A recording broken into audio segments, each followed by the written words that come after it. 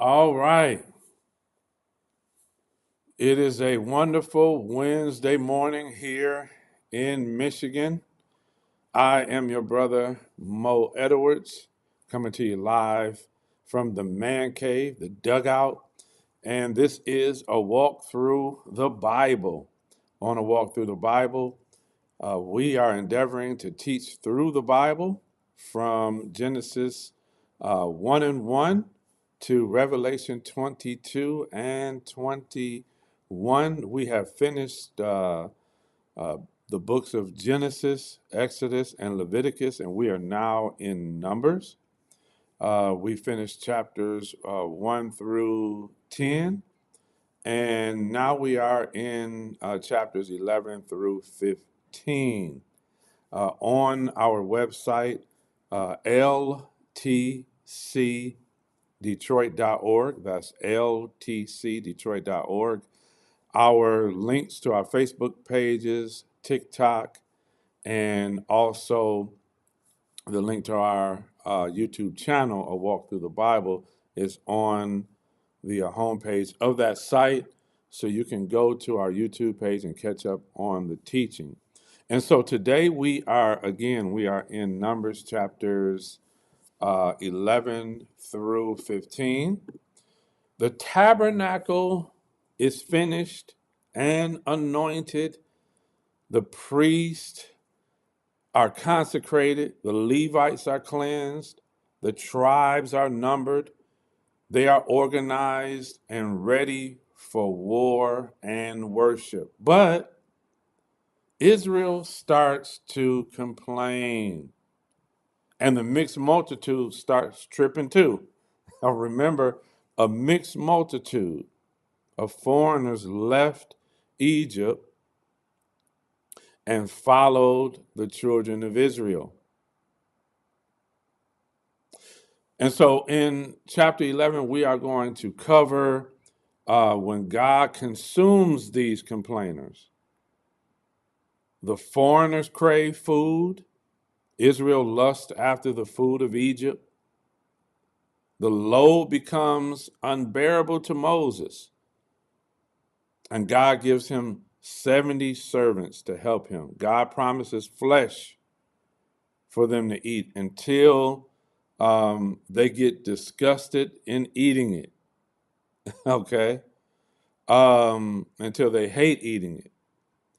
And then the 70 prophesy, plus two go into the camp and prophesy, and then God sends quail.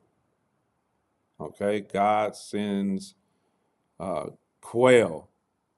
And so verse 1 says, and the people, when the people complained, it displeased the Lord, and the Lord heard it, and his anger was kindled, and the fire of the Lord burnt among them and consumed them that were in the uttermost part of the camp. And the people cried unto Moses, and when Moses prayed unto the Lord, the fire was quenched. And so the man of God, Moses, the prophet, the leader, had favor with God, as we've seen in past studies, that God attended to his intercession. He listened to Moses, changed his mind about things when Moses reminded him of his covenant and reminded him of how the other nations would look at the evil or the calamity that he was planning against his people. And he called the name of the place Taberah because the fire of the Lord burnt among them. Now, way back in Genesis, we learned that different places were named based on the experience that someone had in that area. And the mixed multitude, these foreigners that followed Israel out of Egypt, fell a lusting. Okay, they were tripping about how the menu was in the wilderness. They didn't They weren't able to eat what they were eating back in Egypt. So they fell to lusting after the food of Egypt. The children of Israel also wept again and said, "Who shall give us flesh to eat?" They wanted some meat. They have been given manna, bread. Now they want meat. Some people are never satisfied, right? You've got to watch who's following you. Because if you're not focused on what you're doing when the journey gets tough, they'll start reminding you of how it was back in the place that you left. We remember the fish which we did eat in Egypt freely, the cucumbers and the melons and the leeks and the onions and the garlic, bad breath murmurers, eating all that garlic. My wife hates when I eat garlic. But now our soul is dried away. There is nothing at all beside this manna that you gave us.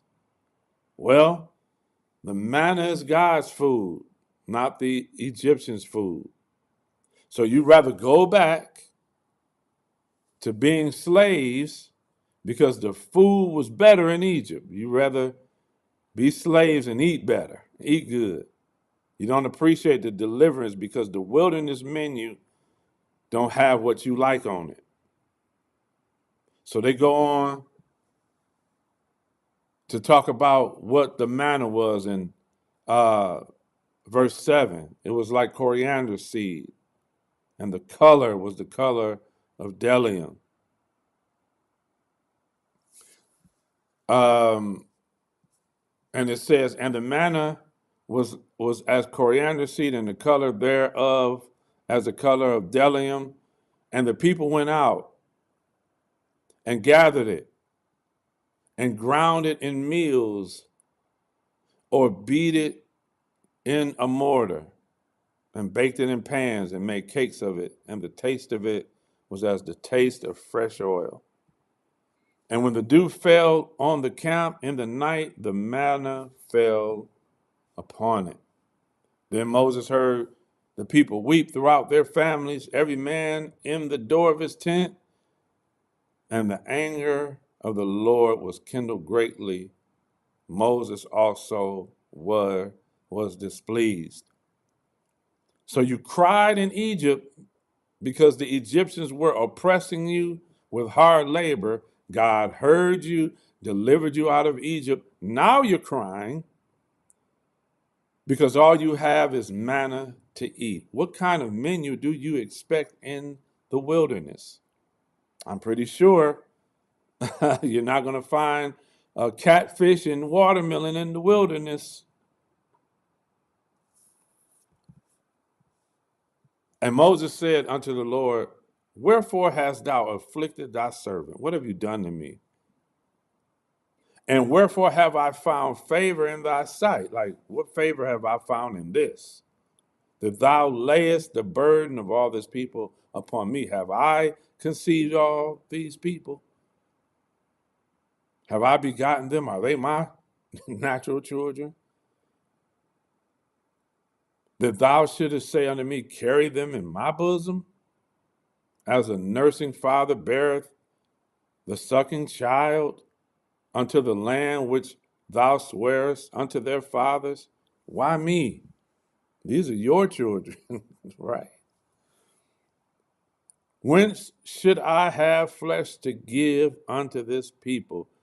For they weep unto me, saying, give us flesh that we may eat. I'm not able to bear all this people alone, God, because it is too heavy for me. If thou deal thus with me, kill me. I pray, I beg you, out of hand. If I have found favor in thy sight, and let me not see my righteousness. Just kill me now. Not only because I'm tired of them, but because of my attitude about all of this. Just take me away from here. And the Lord said unto Moses, gather unto me 70 men of the elders of Israel, whom thou knowest to be the elders of the people, and officers over them, and bring them unto the tabernacle of the congregation, that they may stand with thee. And I will come down and talk with thee there, and I will take the spirit which is upon you, and I will put it upon them. They that follow the leader must have the same spirit. We'll find later on that Caleb and Joshua had Moses' spirit. And they shall bear the burden of the people with thee, that thou bear it not thyself. Now, number one, they must not have had enough cattle to eat and give to the Levites as well. I'll say it again. They must not have had enough cattle to eat themselves and to give to the Levites for the service of the Levites in the tabernacle. Number two, what happened to the men that were chose to help him rule back in chapter 18 after Jethro told him he needed help? What happened to them? Remember that? Now, in verse 18, it says, and say thou unto the people, sanctify yourselves, consecrate yourself against tomorrow, and ye shall eat flesh. I'm gonna give you some meat. For ye have wept in the ears of the Lord, saying, who shall give us flesh to eat? For it was well with us in Egypt, therefore the Lord will give you flesh, and ye shall eat. Look what he says in verse 19. Not 1 day, not 2 days, not 5 days, not 10 days, not 20 days, but even a whole month, until it come out of your nostrils, and it be loathsome. You're going to hate it. Because that you have despised the Lord which is among you, and have wept before him, saying, why came we forth out of Egypt? Why did you even bring us out of Egypt? Why are we even with you? You can't even provide a good meal for us. And he says, Moses now, based on what I just said, I'm thinking the same thing, Moses. The people among who I am are 600,000 footmen. And thou hast said, I will give them flesh, that they may eat a whole month. Shall the flocks and the herds be slain for them to suffice them or satisfy them? Is that going to be enough? Do we got enough? Or shall all the fish of the sea be gathered together for them to satisfy them? Watch what the Lord says. Is the Lord's hand waxed short? Thou shalt see now whether my words shall come to pass unto thee or not. And so verse 24 says he gathered the 70 men, and then in chapter 25 it says that the Spirit came upon them, talking about the 70 men, and when the Spirit rested on them, they prophesied and did not cease. Verse 26 says, but there remained 2 of the men in the camp. The name of the one was Eldad and the other was Medad. And the Spirit rested upon them, and they were of them that were written. So they were a part of the 70. But went not out of the tabernacle, and they prophesied in the camp. So the other 68 ceased to prophesy, but these 2 continued to prophesy. Now watch this. Now, when it comes to the children of Israel sinning and doing certain things, why don't certain people stand up at different times?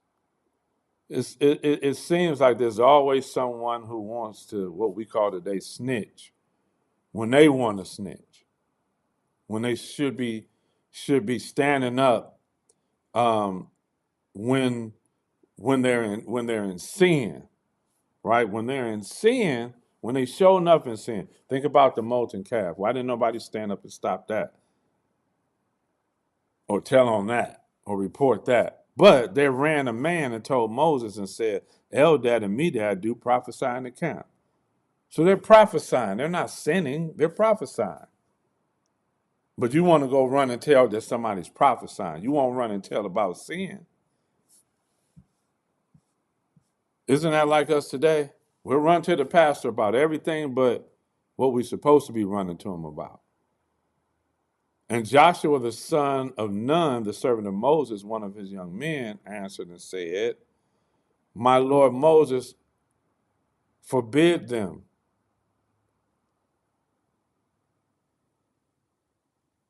And Moses said unto him, Envious thou for my sake? Like, are you really coming to tell me this for my sake, or are you jealous? Would God that all the Lord's people were prophets, and that the Lord would put his spirit upon them? So in other words, God wasn't putting his spirit on everybody.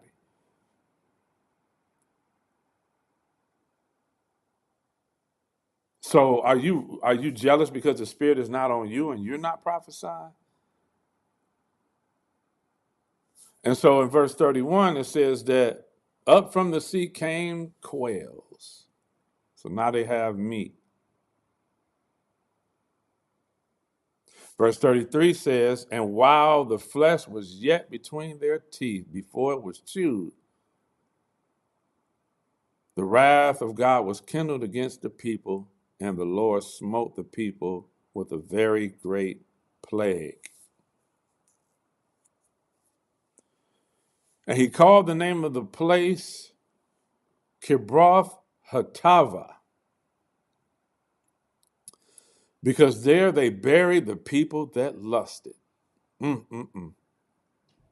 So the people that complained and lusted, they were killed right there and left there.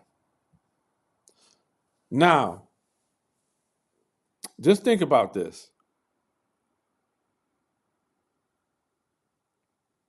Everything has been set in order. The tabernacle, the priests, the Levites, the camps are in order.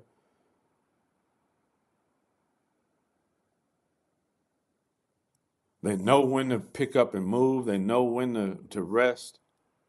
They're ready. They're ready to go into the land.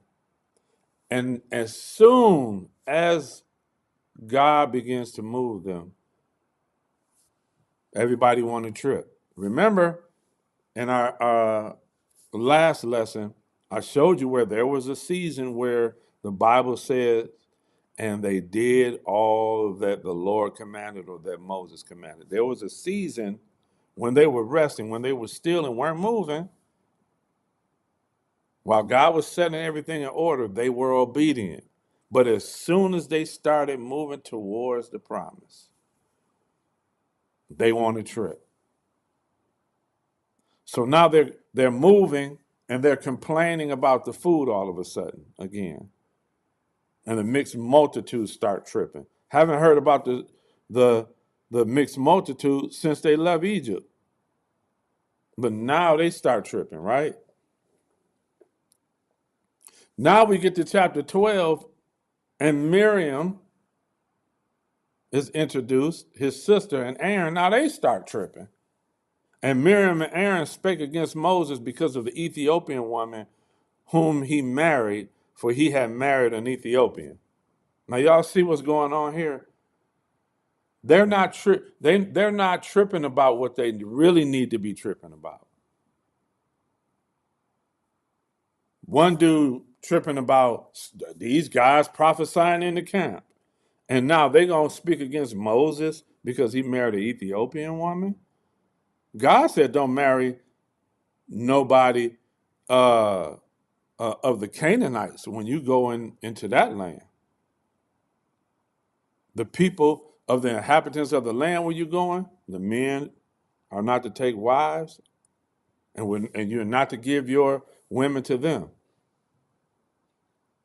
Unless I missed up something, my brothers and sisters, God said nothing about marrying an Ethiopian. But they're tripping about it. Now watch this. And on top of that, they said, "Have the Lord indeed spoken only by Moses? Have he not spoken also by us?" And the Lord heard it. So the Lord hears when you're speaking against his leaders. He hears it. He's keeping tabs. Now it says, now the man Moses was very meek above all the men which are upon the face of the earth. So God changed him because remember, when he was in Egypt, he killed a couple people, at least one we know of. When he was younger, he had a little temper. He was ready to go. And the Lord spake suddenly unto Moses and unto Aaron and unto Miriam and said, come on, let me talk to y'all. Come to the tabernacle of the congregation. And all three of them came, and God came down in a pillar of a cloud to talk with them at the door of the tabernacle. And watch what God says. This is how God will call a prophet if he wants to call a prophet among them.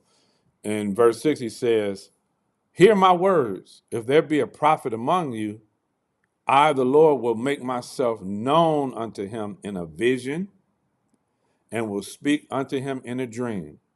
So Miriam and Aaron, have I revealed myself to you in a vision or a dream that you are prophets, as I have called Moses to be a prophet?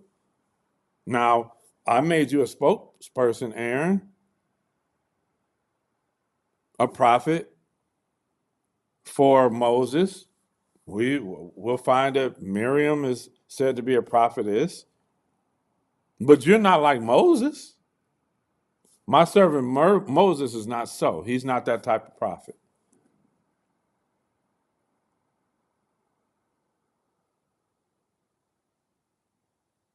Okay, he's not that type of prophet. Who is faithful in all my house. With him will I speak mouth to mouth, not in a vision, not in a dream, mouth to mouth. Remember, it said in the scriptures that he spoke to Moses face to face as a man speaks to his friend, even apparently, and not in dark speeches. And the similitude of the Lord shall he behold. Wherefore then were ye not afraid to speak against my servant Moses? He's not like y'all. He's different. So what made you think you could speak against him? Haven't I shown you that none of you are like him? Have any of you been invited? Were any of you invited to come up into the mountain of Sinai? No. So how could you ever think you were like him? And the cloud departed from off of the tabernacle. The Lord said, let me leave here, but I'm gonna deal with you. Miriam became leprous, white as snow, and Aaron looked upon Miriam, and behold, she was leprous. So notice he didn't make Aaron leprous, but let me show you what I do to people who speak against my man. Look at your sister. Now watch what Moses said. Moses tries to intercede for her. He always has always interceded for the children of Israel, right? Verse 13. And Moses cried unto the Lord. Watch what he says. Heal her now, O God, I beseech thee. But God doesn't listen to Moses this time. Watch what God says. If her father had but spit in her face, should she not be ashamed at least 7 days? Let her be shut out from the camp 7 days, as it was supposed to be for a leper, right? Until they were healed. After that, let her be received again. And so notice what happens when somebody in the camp is in sin, has spoken against the man of God, the leader. Now the whole camp is held up. They can't move. And Miriam was shut out of the camp 7 days, and the people journeyed not till Miriam was brought again. And afterward the people removed from Hazeroth and pitched in the wilderness of Paran.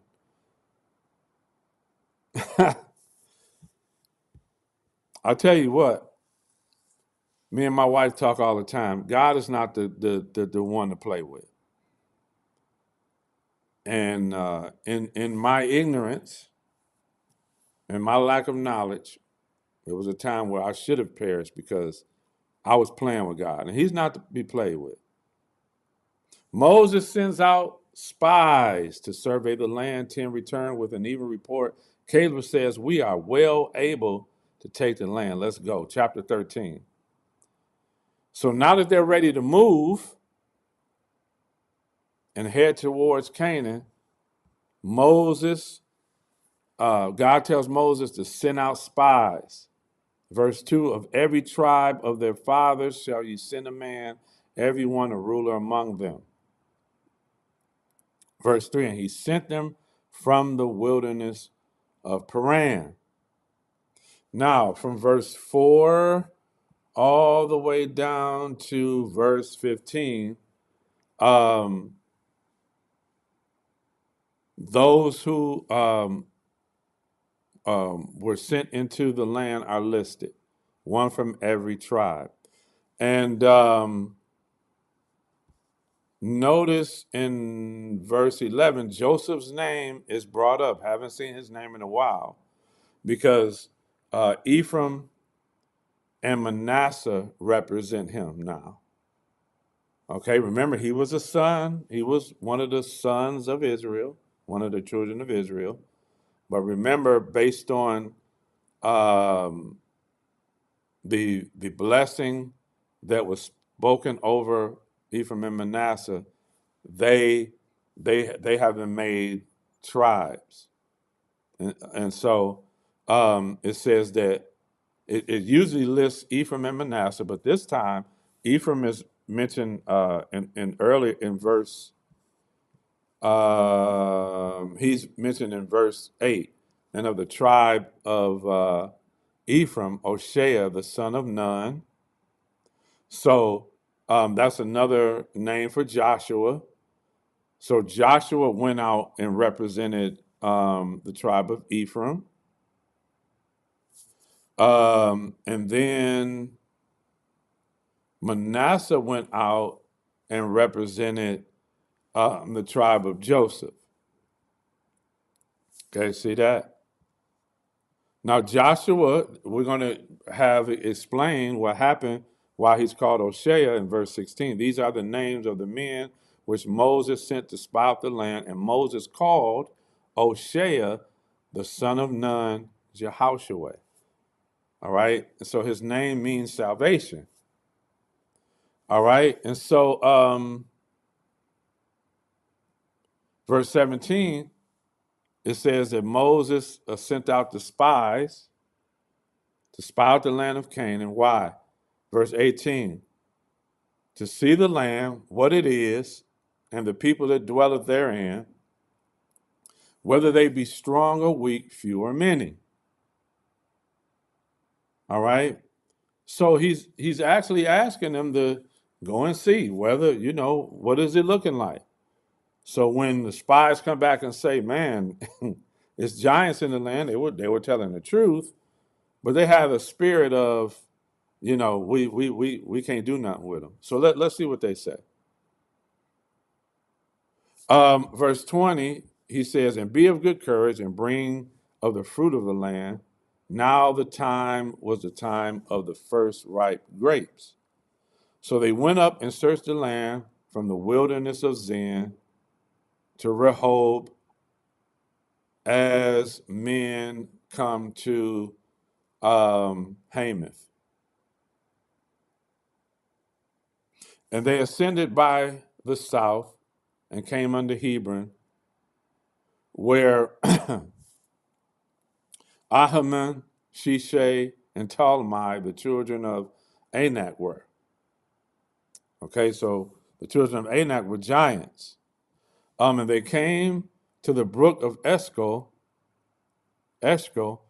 and cut down from thence a branch with one cluster of grapes.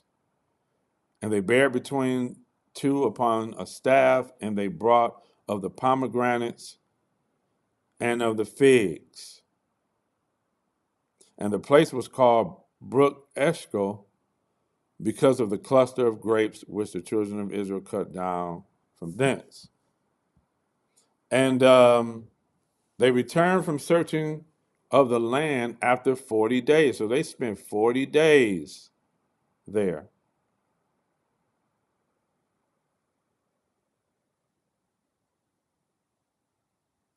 And they came back to the congregation unto the wilderness of Paran, to Kadesh, and brought back word unto them and unto the congregation, and showed them the fruit of the land. And they told him and said, we came into the land whither thou sent us, and surely it floweth with milk and honey, and this is the fruit of it. Okay, so they brought a good report based on that. Agriculturally, it is a plentiful land. Nevertheless, they said, but the people be strong that dwell in the land, and the cities are walled. So they haven't built a city for themselves yet. So they don't know what this is all about. They got a city and they got walls around it. And very great. And moreover, we saw the children of Anak there. Verse 29, and the Canaanites dwell by the sea and by the coast of Jordan. Now, before they could get anything else out, Caleb stilled the people and said, hold on, let me say something real quick. Let us go up at once. Let's say less. Let's go and possess it, for we are well able to possess it. But the men that went up with him said, we be not able to go up against the people, for they are stronger than us. And so they brought an evil report of the land where this is concerned. Verse 32. The land through which we have gone to search it is a land that eateth up the inhabitants thereof. And all the people that we saw in it are men of great stature. And there we saw giants, the sons of Anak, which come of the giants, and we were in our own sight as grasshoppers. Not in their sight, but in our sight. We don't know how they looked upon us, but we look like grasshoppers to them in our sight. So they don't remember what God did to the Egyptians, obviously. Are the people of the land bigger than God? Come on now. So chapter 14, God kills the men of evil report with a plague and announces that this generation will wander in the wilderness 40 years and die in the wilderness because of their evil report.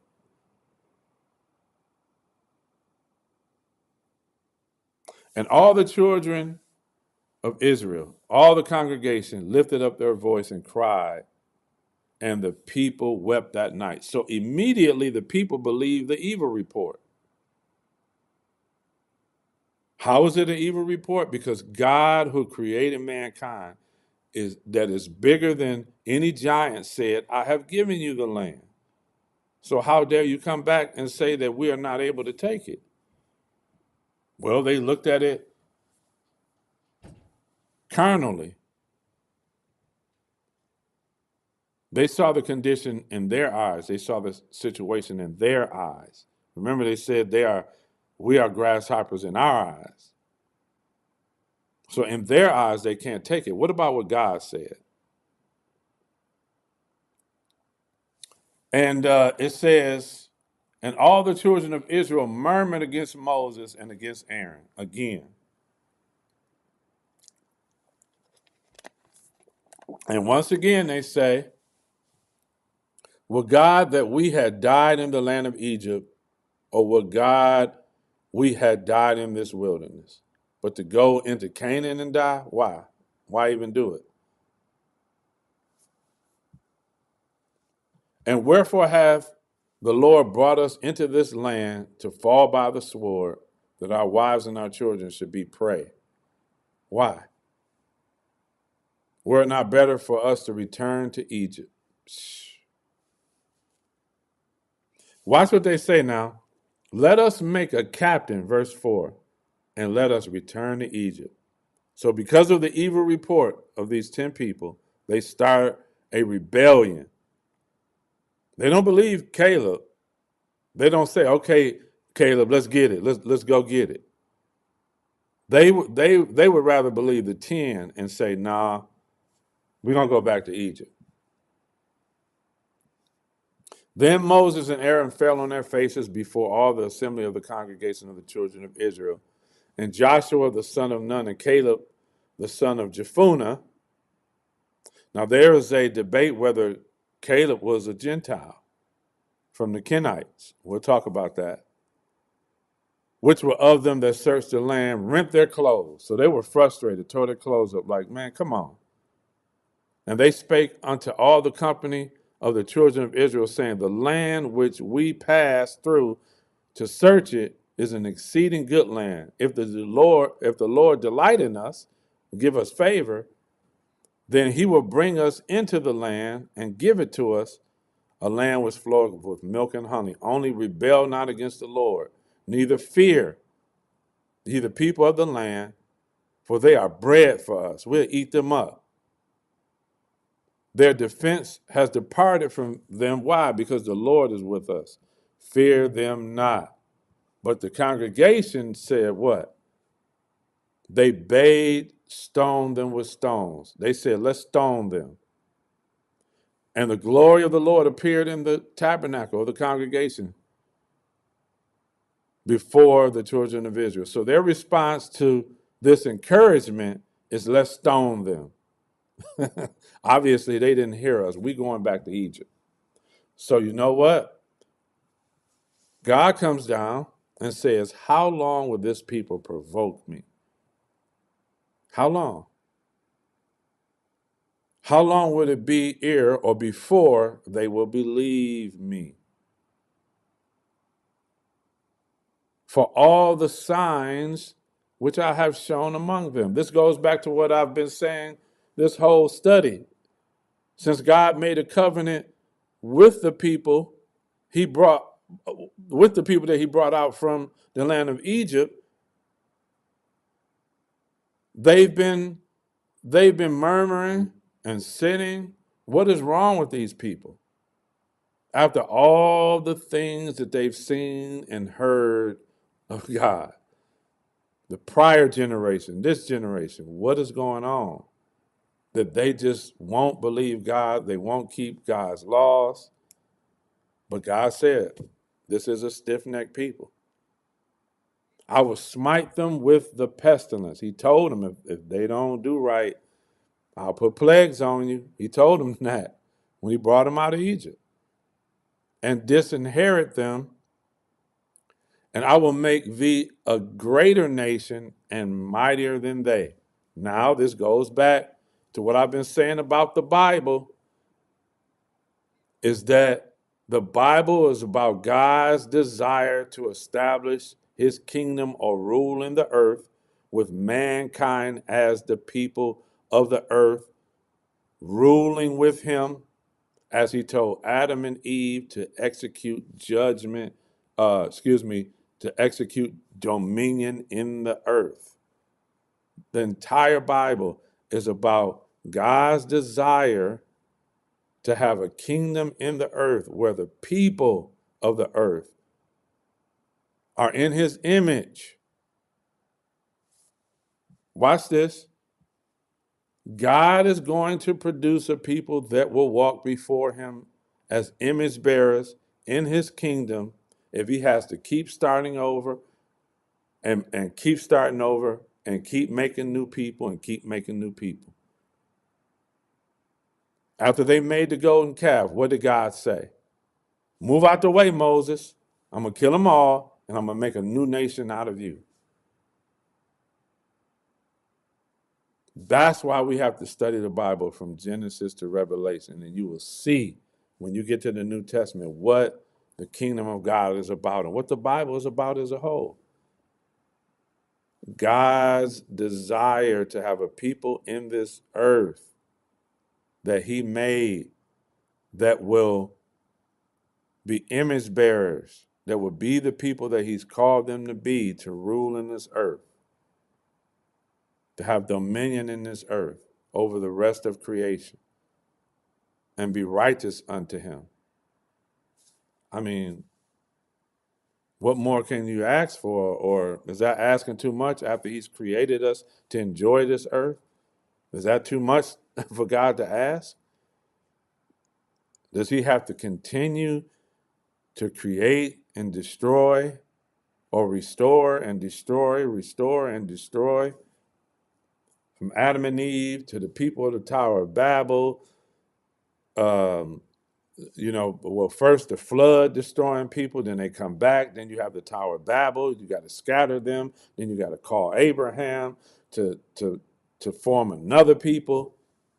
Now you have Israel, and God is ready to destroy them and start another people. And the rest of the earth is just groaning. Like, what is going on with mankind?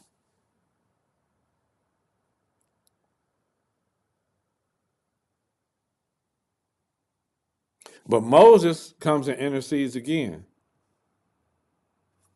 And we won't read all of it, but he says the same thing.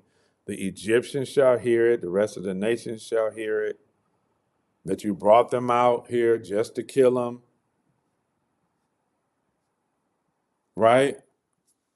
In verse 17, it says, "And now I beseech you, or beg you, or I pray, let the power of my Lord be great according as thou hast spoken, saying, the Lord is long suffering and of great mercy, forgiving iniquity and transgression, and by no means clearing the guilty, visiting the iniquity of the fathers upon the children unto the third and fourth generation.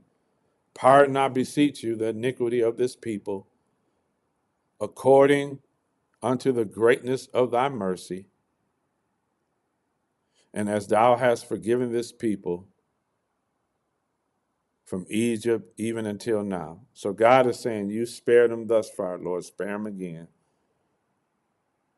And remember, God said, I will have mercy on who I'll have mercy on. Now watch this. God has to deal with sin. He has to punish sin, right? But then he can be merciful as well. So watch what he says.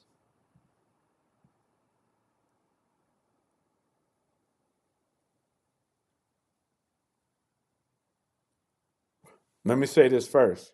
So once again, Moses has interceded for the children of God, the children of Israel. A people he doesn't even want to lead, my brothers and sisters. Remember, he said, kill me now. These people be too much for me. Why have you put this burden on me? Have I birthed these people? These aren't my kids. Why do I have to deal with them?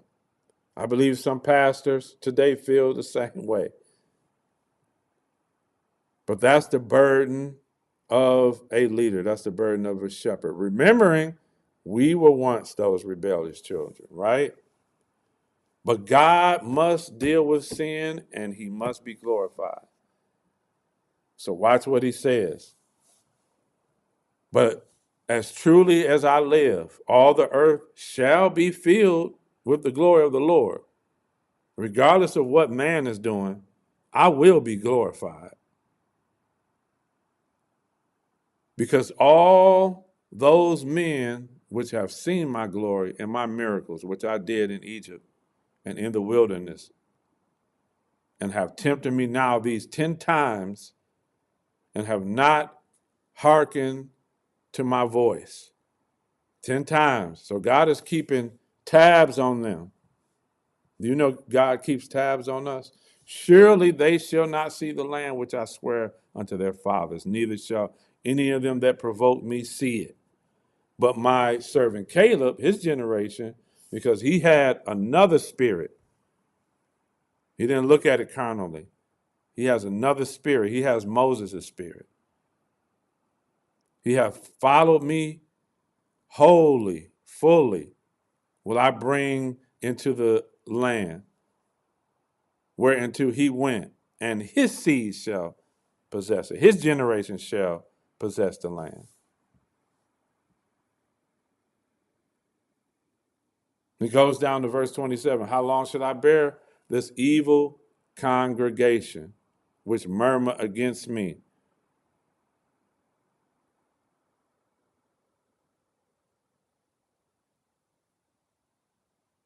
In verse 28, he says, say unto them, as truly as I live, said the Lord, as ye have spoken in my ears, so will I do to you.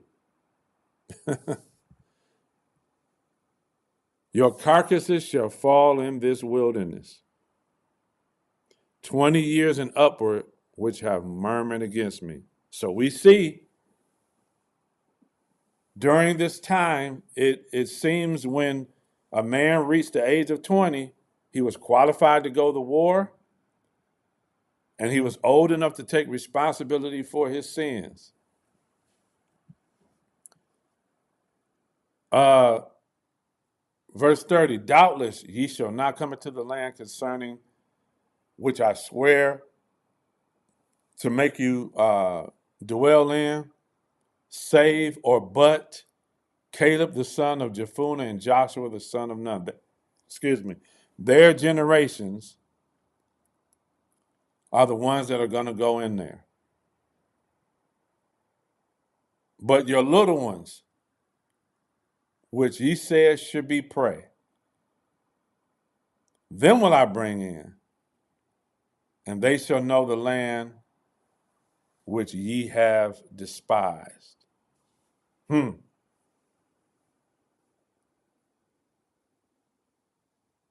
See, anyone under 20 wouldn't be considered an adult. So everybody under 20, those are the little ones. Those are the children. The adults who were complaining, saying, we gonna die if we go in there, y'all not gonna see the land. But the children that who you said would be praying go over there and be killed, they're gonna see it. Because I'm gonna make sure they see it and make sure I make their enemies fall before them. But as for you, verse 32, your carcasses, they shall fall in this wilderness. You gonna die, but they're not. And your children shall wander in the wilderness 40 years and bear your whoredoms until your carcasses be wasted in the wilderness. So in other words, you and your children, your generation. But Joshua, excuse me, let me say this right. Your generation, y'all adults, put it that way.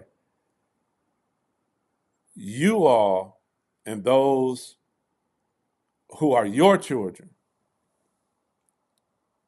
But Joshua and Caleb's generation and their descendants, they're going in. I had to make that clear. All of you who complain and murmur, you and your descendants are going to die here. Joshua and Caleb's generation and their children, who you thought would die if they go in there, no, they're going to go in there, but they're going to live and they're going to see the land and enjoy it. But you and your generation, y'all going to wander in the wilderness and die in the wilderness. Verse 34, after the number of days that the despised were there, for every year you were in there 40 days, so 40 years are you going to wander. And think about what you said and what you did, and then you're going to die there. Could you imagine that? That's like being on death row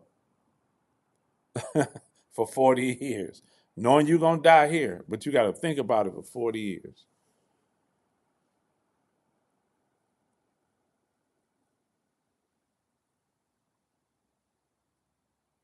Verse 35, I, the Lord, have said, I will surely do it unto all this evil congregation that are gathered together against me in this wilderness shall you be consumed, and there you shall die.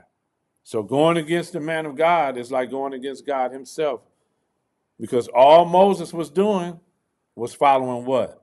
The commandments and instructions of God.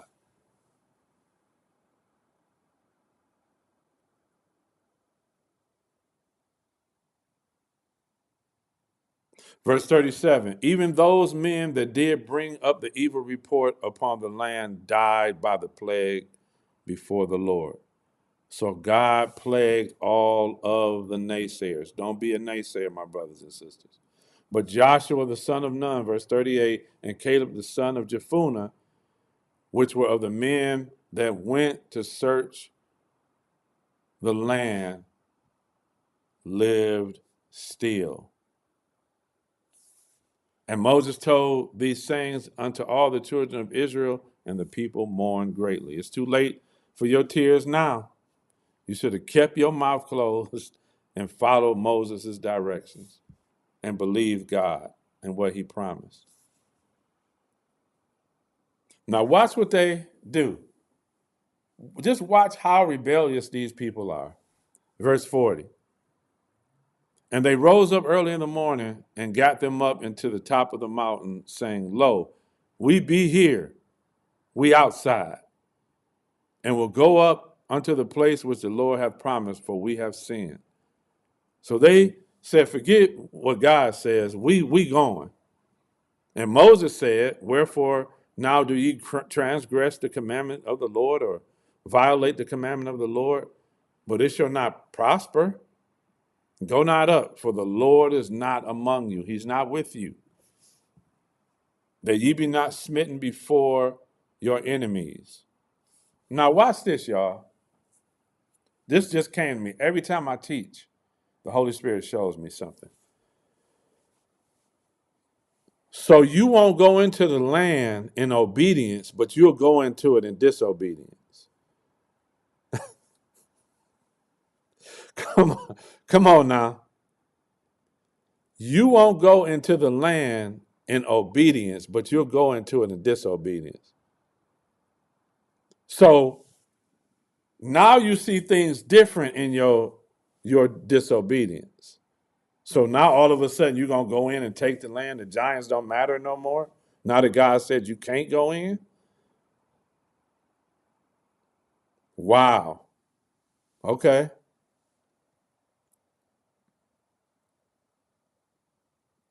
Verse 44, but they presumed to go up unto the hilltop. Nevertheless, the ark of the covenant of the Lord and Moses departed now out of the camp.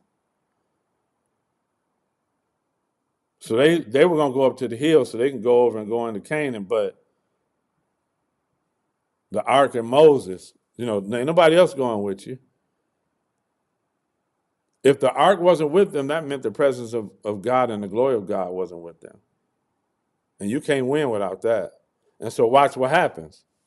The Amalekites came down and the Canaanites which dwelt in that hill. So they're going to go up in the mountain, go up in the hill. And the Amalekites came down and smote them and discomfited them, even unto Hormah. Remember, it was the Amalekites, Amalek, who fought against them immediately after they came out of Egypt. And remember, Aaron and Hur went up into the hill and they held up Moses' arms, and as long as his arms was up, they prevailed. Now they got to see him again, but this time they're going to lose.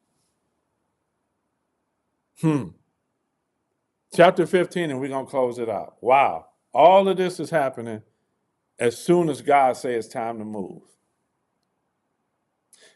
The offering to make in the land to atone for sin. After the children of Israel yet sinned again and has heard what their punishment is, God has to remind them of the offerings they need to make sure their sins are covered. Those who are going to go into the land, he's got to remind them again because of all that just happened. God is so gracious. So he keeps enforcing these things because he's gracious. He doesn't have to because he's already told them enough times what his laws were. He could have just said, look, I've told you already, if you violate them, you're just going to face the consequences.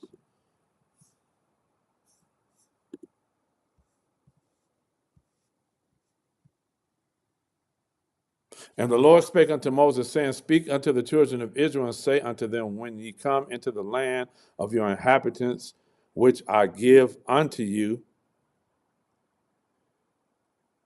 and will make an offering by fire unto the Lord. And he says in verse 3, a burnt offering, and your free will offering, your feast. Verse 4, you shall bring your meat offering. Verse 5, your drink offering, burnt offering with a lamb. And he goes on. We're not going to read all of this. All the way down to verse 12, he tells them all the offerings again that they shall offer when they get in the land. In verse 13, he says, All that are born of the country shall do these things after this manner. He's talking about all of the Israelites. An offering made by fire of a sweet savor unto the Lord. And if a stranger sojourn with you, or whosoever be among you in your generations, and will offer an offering made by fire of a sweet savor unto the Lord, as ye do, so shall he do. One ordinance, one law, one thing prescribed shall be both for you of the congregation and also for the stranger that makes a short visit with you. An ordinance forever in your generation shall ye do, and the stranger or the foreigner. One law and one manner shall be for you and for the stranger that sojourneth with you. Then it goes down to verse 19 and talks about when you eat the bread of the land, what they needed to do with the bread of the land, and how they were to continue to give their offerings to make an atonement. Verse 25, and the priest shall make an atonement for all the congregation of the children of Israel. So God is going over all of the offerings again with them to make sure that their sins are covered. Because as you can see, God must judge sin no matter what. There's no oops. There's no I'm sorry. He has to stand on his word. All right?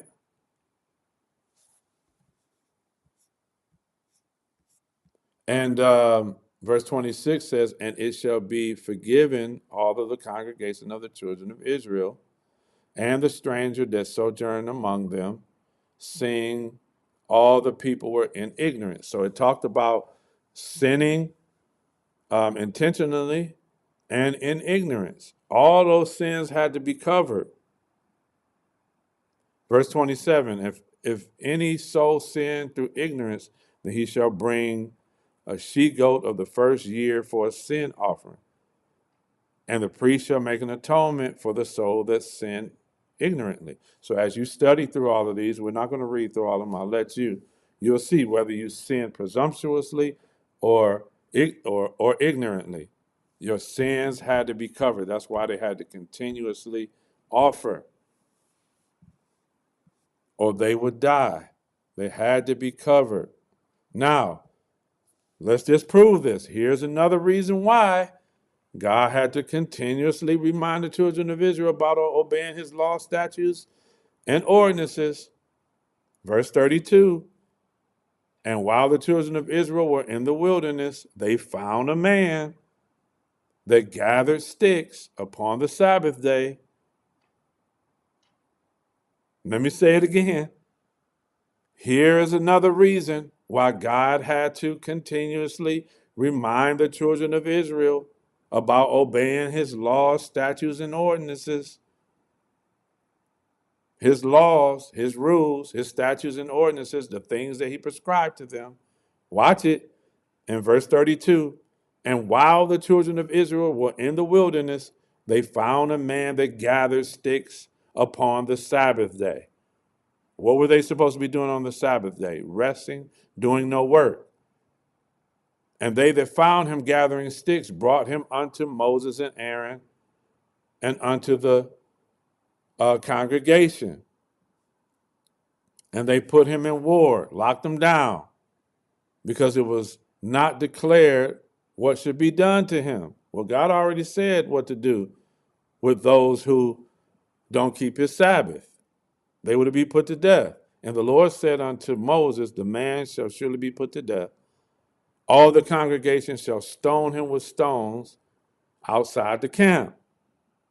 And all the children and all the congregation brought him outside the camp and stoned him with stones, and he died as the Lord commanded Moses. I repeat, God has to punish sin and stand by his laws. He told them which sins they could atone for and which sins were worthy of death. So many of you see, hear me now, many of you see men who claim to be Israelites wearing fringes on the bottom of shirts and other apparel. This is where they get the idea from. Numbers chapter 15, verse 37. And the Lord spake unto Moses, saying, Speak unto the children of Israel, and bid them that they make fringes in the borders of their garments throughout their generations, and that they put upon the fringe of the borders a ribbon of blue. So the ribbon had to be blue. And it shall be unto you for a fringe, watch this, that ye may look upon it and remember all the commandments of the Lord and do them, and that ye seek not after your own heart or your own mind and your own eyes. Remember that. After which ye used to go a whoring, that ye may what? Remember and do all my commandments and be holy or set apart or separate or different unto your God. I am the Lord your God, which brought you out of the land of Egypt to be your God, your ruler. I am the Lord that you belong to. I own you. I am your God, your ruler, your king.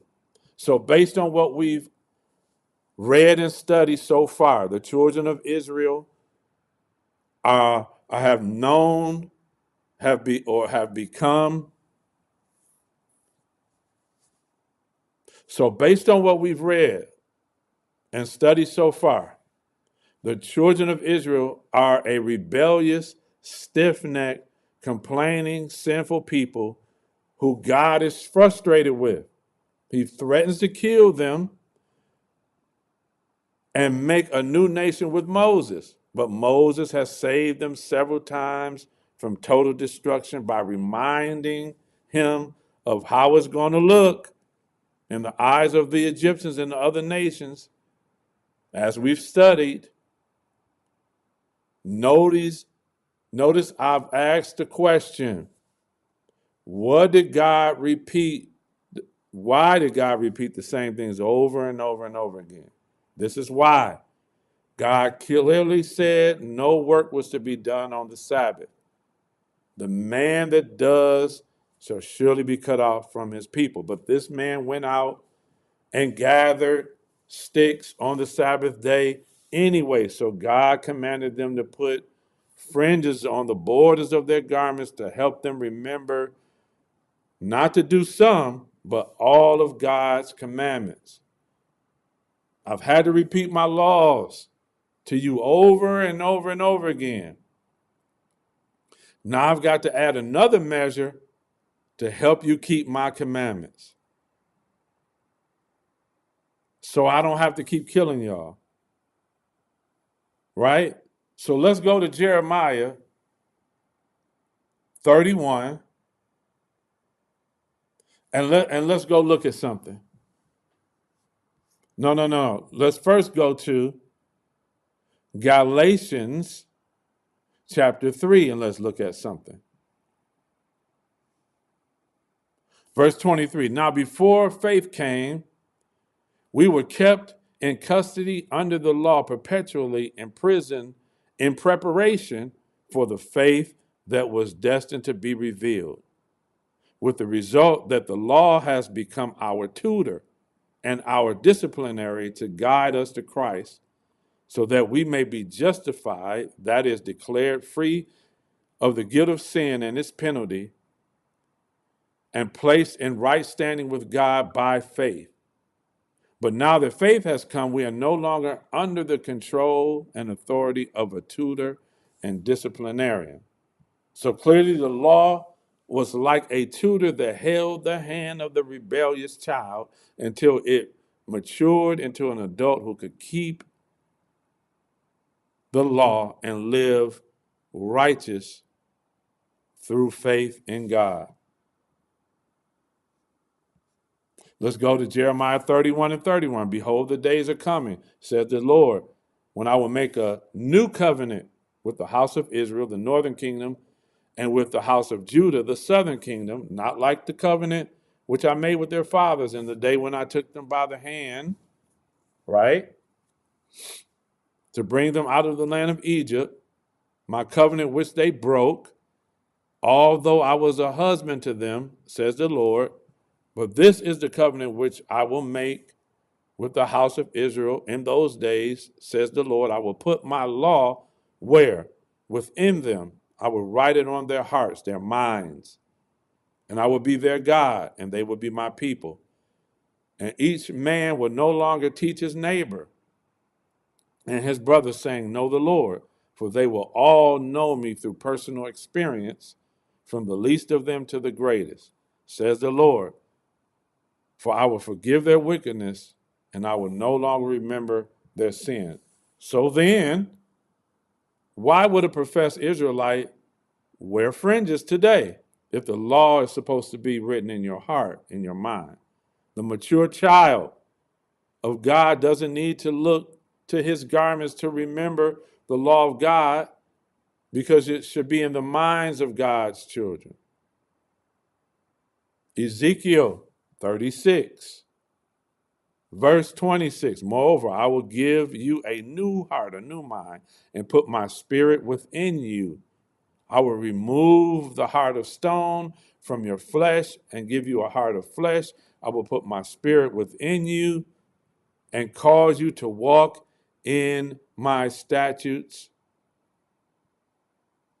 and you will keep my ordinances and do them. So these are the promises of God to change their minds, remove the heart of a hard, rebellious mind, and give them a soft, receptive heart, put his spirit in them, and give them power to keep his law. So why would an Israelite wear something that was given to them because of their hard hearts and failure to keep God's laws? We no longer have to look to fringes, my brothers and sisters. We walk by faith, not by sight. I'll see you tomorrow morning at 9 a.m.